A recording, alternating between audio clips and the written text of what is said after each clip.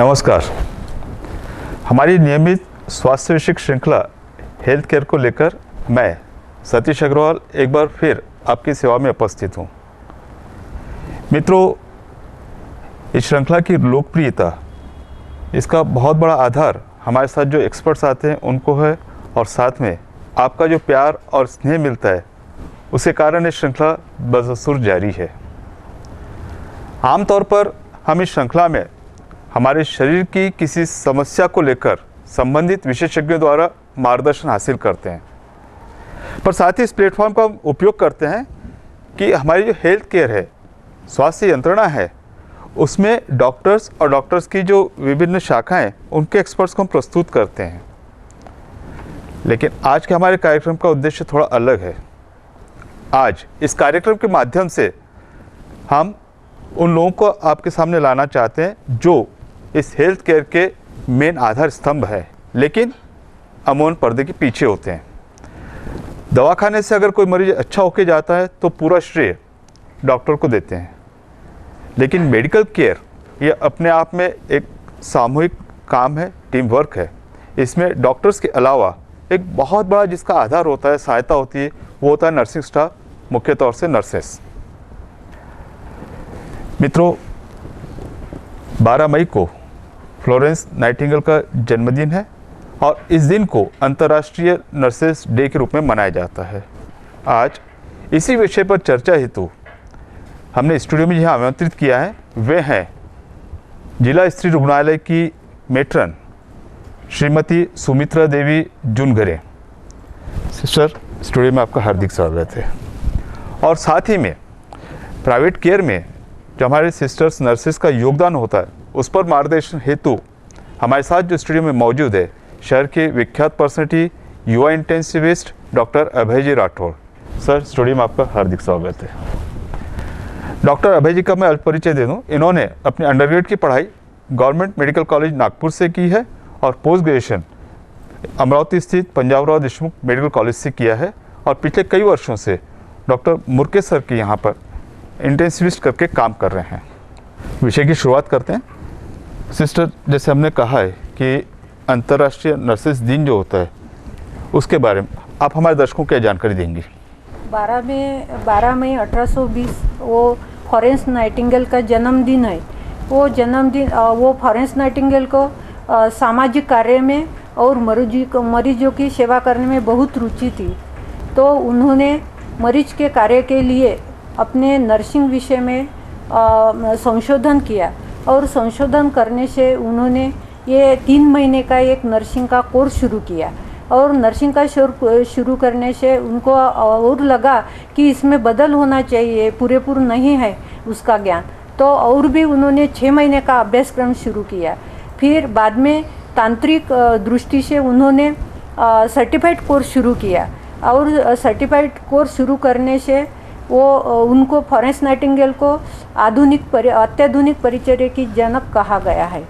और जब भी 1854-56 में रशिया और तुर्कस्तान का युद्ध क्रिमिनल युद्ध हुआ, तो वही टाइम पे उनकी सैनिकों की सेवा करने की जिम्मेदारी फ्लोरेंस नाइटिंगेल ने उठाई, और फ्लोरेंस नाइटिंगेल रात दिन सेवा करते थे। उनको उस टाइम पे बिजली उपलब्ध नहीं थी, लेकिन उन्होंने अपनी खुद की परवाही न करके खुद दिन रात दिन रात मरीजों की सेवा की। जो सोल्जर थे यानी सिपाही थे, उनकी सेवा करने में अपना सभी तन मन धन से उन्होंने सेवा की, इसलिए वो उनको लेडी ऑफ द लैम्प कहा जाता है। और ये दोनों जो उनके प्रोत्साहन है, उनके स्फूर्तिदायक कार्यक्रम है, वो कार्यक्रम से हमें प्रोत्साहन मिलता है, इसलिए हम सभी लोग उनका जन्मदिन नर्सेस डे करके मनाते हैं। मित्रों, यहाँ ये बात ध्यान देने जैसी है कि फ्लोरेंस नाइटिंगेल अपने आप से काफ़ी संपन्न परिवार से संबंध रखती थी, और जिस तरह से सिस्टर हमसे कह रहे हैं कि वो जो काल था 1850 से 1860 के बीच का, उस समय में नर्सिंग प्रोफेशन काफ़ी नीचे नज़र से देखा जाता था, खासकर अगर उसमें महिलाएं जुड़ी हो तो। लेकिन उनकी जो कर्तव्य परायण थी, सेवा का भाव था, कि उन्होंने दिन और रात किसी तरह की कोई चिंता नहीं की और उस समय बिजली नहीं होने के बाद भी वो एक दिया, एक लैंप लेके चलती थी, इसलिए उनको लेडी विद द लैंप कहा जाता है। डॉक्टर अभय सर, सिस्टर ने काफ़ी अच्छे रूप से बताया कि दिन क्यों मनाया जाता है, लेकिन जिस तरह से प्राइवेट मेडिकल केयर में हम लोग हैं, तो आप सिस्टर का महत्व इस मेडिकल केयर में क्या मानते हैं? पहले तो कार्यक्रम का विषय ध्यान के मैं सिस्टर को हैप्पी नर्सेस डे बोलना चाहूँगा। Thank you sir. प्राइवेट में सर सिस्टर्स का बहुत इंपॉर्टेंस है हेल्थ केयर फैसिलिटी में। हेल्थ केयर हॉस्पिटल के कोई भी सेटअप में सिस्टर को आप बैकबोन अगर बोले तो भी गलत नहीं होगा सर। सिस्टर्स का हर मायने में ट्रीटमेंट पार्ट हो, कम्युनिकेशन, पेशेंट से बात करने के तरीके हो, हॉस्पिटल का वर्क हो, या हर जगह सिस्टर्स का इंपॉर्टेंस है सर। जैसे डॉक्टर्स ट्रीटमेंट लिखते हैं, डॉक्टर्स ट्रीटमेंट करते हैं, लेकिन पेशेंट को सही वक्त पे दवा मिली, सही मात्रा में मिली, सही जगह पे मिली, ये सब ध्यान रखना सिस्टर्स का काम है। ये सब चीज़ें एफिशिएंटली होती है तो हॉस्पिटल का वर्किंग स्मूथ होता है सर। ऐसा कहते हैं sir, if love doesn't cure this sisters can. अगर प्यार और प्रार्थना में इतनी ताकत नहीं, वो सिस्टर्स के काम में ज़रूर ताकत है सर। तो इसलिए मैं कहूँगा कि सिस्टर्स का हॉस्पिटल सेटअप या कोई भी हेल्थ केयर फैसिलिटी में बहुत ज़्यादा महत्व है। मित्रों, हमारे बचपन में जब हम दवाखाने में जाया करते थे तो वहाँ पर एक फ़ोटो टंगा होता था, जहाँ एक बहुत ही शुभ्र सफ़ेद कपड़ों में एक बहुत ही प्यार भरा एक आकर्षक चेहरा, वो ऑटो पे उंगली रखकर वहाँ लिखा होता प्लीज़ कीप साइलेंस। ये उस समय प्रतीक था हमारे नर्सेस का, सिस्टर्स का। और एक बहुत पुरानी पिक्चर ऋषिकेश मुखर्जी द्वारा निर्देशित आनंद, उसका एक सीन याद आता है कि जब राजेश खन्ना चुपके से डॉक्टर के दवाखाने बैठे तो वहाँ पर मेट्रन आती है जो दिखने में काफ़ी कठोर होती है। वो रोल निभाया था ललिता पवार ने। और जो राजेश खन्ना उनसे कहती है आप सिस्टर के साथ तो मेरी मदर हो, तो ललिता पवार कहती कि अब जो तुमने मदर कहा है तो अब मुझे मदर जैसा मानो। और उसके बाद में वो जो रोल दिखाया गया था, जो ऊपर से दिखने वाली जो स्ट्रिक्ट कठोर ललिता पवार मेट्रन के रूप में दिख रही है, लेकिन अंदर से कितनी नाजुक है, कितनी करुणामय है, वो पिक्चर में पूरी तरह से परिलक्षित होता है। लेकिन हम सिस्टर आपसे जानना चाहेंगे कि एक अच्छी सिस्टर में आप कौन से गुण मानती हैं?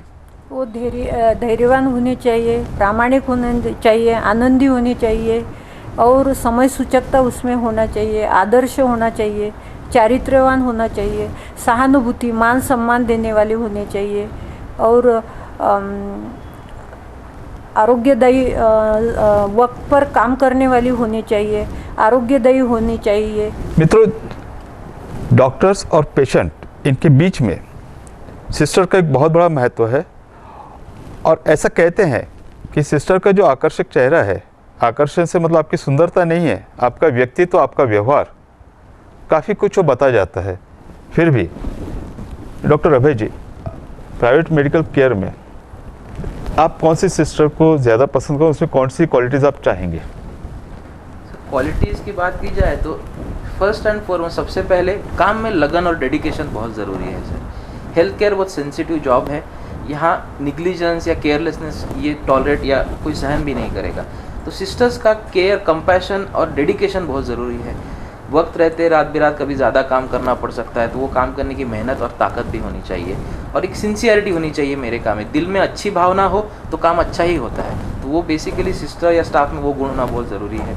पेशेंट की तरफ एक एम्पैथी चाहिए, एक हमदर्दी चाहिए, एक संवेदनशीलता चाहिए। पेशेंट से बात करते वक्त उनकी अड़चनें जो है वो समझ के बात करने वाले अगर बात की जाए तो पेशेंट की आधी बीमारी वैसे ही भाग जाएगी। नई चीज़ें, ये हेल्थ केयर फैसिलिटी है सर, इसमें नई चीज़ें हर साल डेवलप होती है, आप जानते हैं। हर साल नए इक्विपमेंट्स आते हैं, नई मशीनरी आती है, नए प्रोसेसेस आते हैं। तो ऐसे में नई चीज़ें सीखने की एक चाह होनी चाहिए। साथ ही साथ डिसिप्लिन, अनुशासन बहुत ज़रूरी है। वक्त पे काम हो जाना, वक्त पे पेशेंट को मेडिसिन मिलना चाहिए।